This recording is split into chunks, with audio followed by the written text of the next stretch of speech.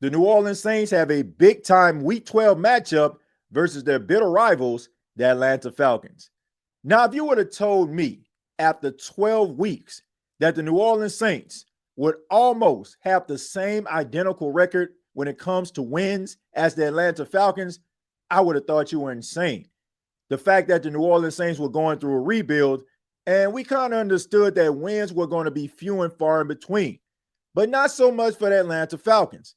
They have a lot of talent, and it seemed like they were poised to have a big season and be a contender in the NFC South. But it hasn't turned out that way, and both teams are searching for answers. The Atlanta Falcons will come into the game shorthanded. They will be without their stud wide receiver, Drake London, who is having a career year, and they will also be without their starting quarterback, Michael Penix, who has a torn ACL, and he was put on IR, so he will miss the remainder of the season. Look, I think that Atlanta Falcon fans are very frustrated at the product that is put on the field.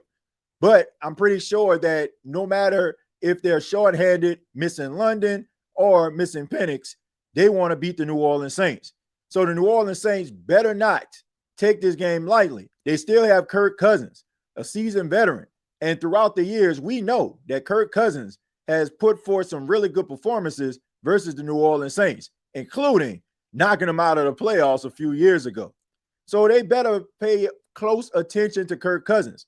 He can make plays, and also just him being a veteran, he can also have an advantage over some of these young, inexperienced players of the New Orleans Saints. And also Bijan Robinson. We know that he can run the football and catch the ball out of the backfield, and he can make a lot of people miss. Should be an interesting game as Tyler Shuck, the Saints' new starting quarterback, gets his third start of the season. Shuck has had Saints fans buzzing since his amazing performance versus the Carolina Panthers. Showed a lot of promise in that game. If he can go out there and beat the Atlanta Falcons, the bitter rivals of the New Orleans Saints, it definitely would be a step forward in his career. And if not, then it definitely would be a step in the right direction for him becoming a fan favorite even more. But these teams aren't going to lay down for one another. They don't like each other.